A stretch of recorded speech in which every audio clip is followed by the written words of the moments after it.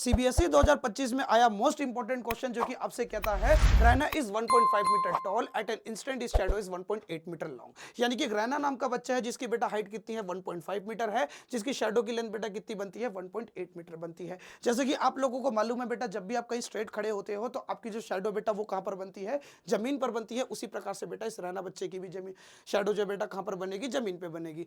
Eight the same instant the shadow of the pole is 9 metre long.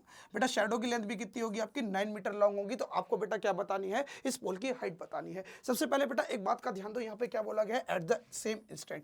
Same instant का ये मतलब होता है कि बेटा दोनों पर जो सन की रेस का जो एंगल होगा वो कैसा रहेगा, सेम रहेगा। यानी कि सन से आने वाली जो रोशनी बेटा उसका एंगल दोनों पे कैसा रहेगा, सेम रहेगा। यानी कि जो इनके दोनों ऊपर वाले एंगल है वो कैसे रहेंगे, इक्वल रहेंगे। सिमिलरली बेटा क्या है, हर चीज जो बेटा जमीन के साथ कितने डिग्री का एंगल बनाती है, 90 डिग्री का एंगल बनाती है। तो ये दोनों एंगल भी आपस में क्या हो जाएंगे, इक्वल हो जाएंगे। अब आपको एक बात का ध्यान देना है कि अगर आप इन दोनों ट्रायंगल को ध्यान से देखो तो बेटा देखो, इसका ये एंगल इस एंगल के बराबर है, ये एंगल इस एंगल के बराबर है। तो ए क्राइटेरिया से बेटा दोनों ट्रायंगल आपस में क्या हो जाएंगे, सिमिलर हो जाएंगे। और अगर ये दोनों ट्रायंगल आपस में सिमिलर हैं तो क्या होगा बेटा, इनकी करस्पॉन्डिंग साइड के रेशियो आपस में क्या होंगे, इक्वल होंगे। तो तेरा परपेंडिकुलर अपॉन में मेरा परपेंडिकुलर बराबर होगा बेटा किसके, तेरे बेस के अपॉन में मेरे बेस के। अब बेटा क्या करोगे, धीरे धीरे इनकी वैल्यू को रखोगे। ए बी की जगह पे आ जाएगा आपका 1.5, पी क्यू की जगह बेटा पी क्यू की लेंथ नहीं पता तो पी क्यू को ऐसे का ऐसा छोड़ दो।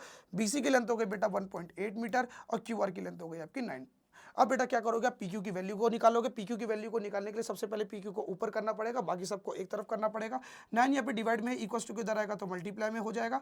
ऐसी 1.8 बेटा मल्टीप्लाई में इक्वल टू किधर आएगा तो डिवाइड में हो जाएगा। और पी क्यू बेटा यहाँ पे डिवाइड में इक्वल टू किधर जाएगा तो मल्टीप्लाई में हो जाएगा। तो मैंने क्या करा बेटा, इस प्रकार से पी क्यू को अकेला कर दिया, पॉइंट से पॉइंट कट जाएगा।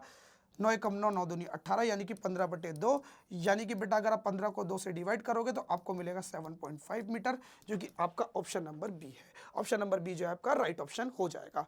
ऐसे मोस्ट इंपॉर्टेंट क्वेश्चंस के लिए हमारे चैनल को सब्सक्राइब करें।